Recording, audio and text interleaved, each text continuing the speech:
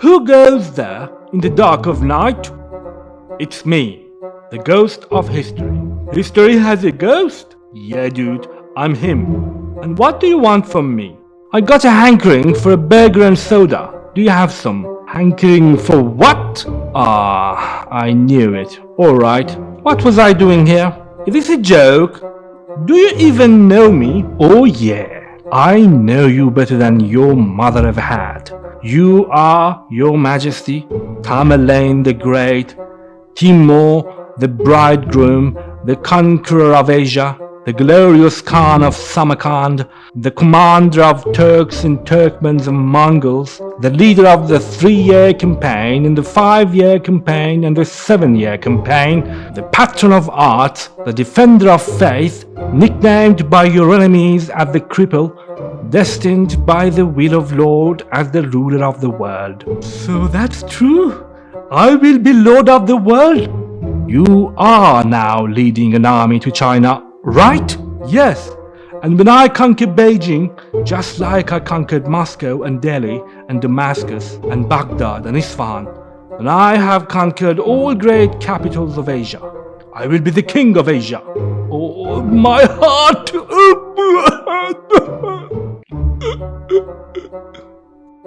Now that's better. Timur was born in modern-day Uzbekistan. His name means iron. His enemies have said very bad things about his past.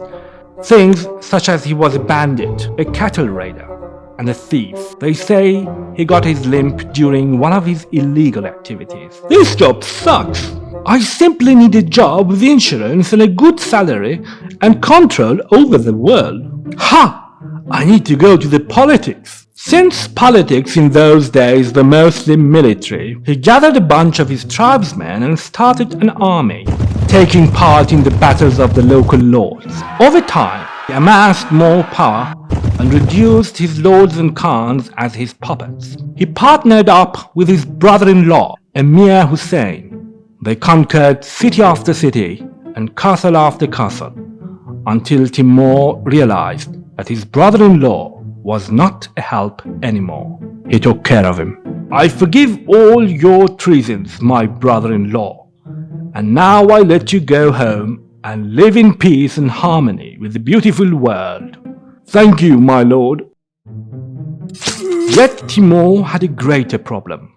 About a century ago, Genghis Khan and his commanders from Mongolia had conquered most parts of Asia. Dude, what do you have? Let me see. I have Kazakhstan, Uzbekistan, Tajikistan, Kyrgyzstan, Turkmenistan, Afghanistan, Pakistan, Iran, Iraq, Syria, Turkey, China, Korea, North and South, Russia, Bulgaria, Ukraine, Hungary, Poland, and Finland. And some of those give me free money for nothing. Isn't it amazing? Just to keep me out. Vietnam, Burma, Indonesia, you name it. And so after Genghis, no lord who was not a descendant of Genghis could bear the title of Khan, aka king. So Timur supported a puppet king called Suyukatmish and designated himself Emir or general. He also married a princess of the Khan family, and so he acquired his nickname, the Bridegroom. Then he began to expand his realm of influence by marching a huge army. His fiercest enemy was a descendant of Genghis Khan, Toktamish. For years and years they fought, unless Toktamish was fighting against Russians. Hey dude, I'm going to sack Moscow and kick some Russian asses. Maybe have peace for now. Of course, why not? But I promise I'll be back and fight. Sure thing.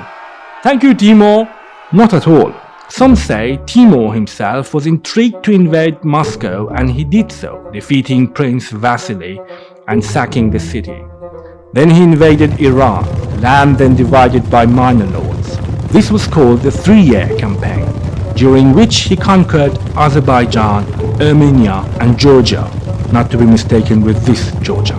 And after 1 year of rest in his beloved capital, Samarkand in modern Uzbekistan, Timur launched his 5-year campaign by invading Russia, then India, In the Indian campaign, he had to face the giant war elephants, but he used fire to frighten the camels in his army to charge at the elephants of the Indian army. The elephants panicked and fled the battleground. Timur captured so many Indian soldiers before he reached the capital, Delhi. The Muslim ruler of Delhi led an army to resist Timur's invasion.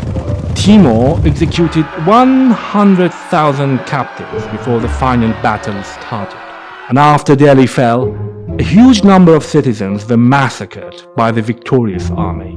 The rich city of Delhi gave Timur so much of its wealth.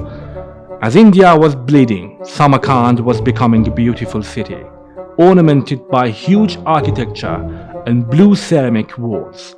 Timur rested in his beloved Samarkand for 1 year. Then he launched his greatest campaign yet. When Timur began his 7-year campaign, he was a 63-year-old king, but still healthy and in good shape. His longest campaign was designed to reach the westernmost parts of the Middle East, namely Iraq, Syria, and Turkey. He conquered Baghdad and Damascus, but the Ottomans of Turkey were hard to defeat. After a long series of battles, Timur defeated the Ottoman Sultan Yildirim and captured him during the Battle of Ankara. The Sultan died in jail. Then he marched on towards the north, Georgia, and then he devised a big plan. Genghis Khan had conquered China in his days. No one is going to think of me as another Genghis if I don't take China. But if I take Beijing, who goes there in the dark of night? It's me, the ghost of history. That day, before Timur could lead an army to China, he died. But he made his name in history. Not as a great name as Genghis Khan though. The Mongol Empire covered more than 23 million square kilometers, while the Timurid Empire never passed 4,400,000 at its best. The problem was, most of what Timur conquered, he wasn't able to keep it for a long time. His strategy was mostly based on looting other cities to empower his own, the beautiful Samarkand. Because he knew from a region as far as Uzbekistan, it was nearly impossible to have an effective rule over, say, Syria or Iraq or India. As a result, the Central Asia burgeoned at the expense of the Middle East. Timur never established a rule over Russia or India, large as these countries were. But his descendants managed to start a dynasty in India about 1 century later. The peak of Timur's dynasty was during his own rule. Another unsolvable problem was the succession. During his lifetime, 2 times Timur appointed an heir, and both died before him. These were his son and his grandson. Perhaps Timur was deeply depressed to see his heirs gone, because he never mentioned another heir until his deathbed. The problem was not lack of offspring. He had earned his nickname, the Bridegroom. All in all, he had 43 wives and lovers, most of them daughters or wives of the defeated rulers. Yet his successors were quite weak and unable to hold their ancestors' legacy. Despite his military genius, he never left a durable effect on the regions he ruled. He waged war with the most of the world he knew, and he had a limited diplomatic relation with Spain and France. Europeans generally favored him as the king who defeated the Ottoman Turks, the one dangerous threat against the European interests. Yet they knew he was a fierce fighter and the potential next threat to Europe. Today, Timur is the national figure of Uzbekistan. His remains were buried in Guri Amir, a burial place for the royal family. In 1941, the Soviets exhumed his body and reconstructed his face based on his skull. He was 173 centimeters tall, and his limp was confirmed by the examination of his bones. He had red hair and beard.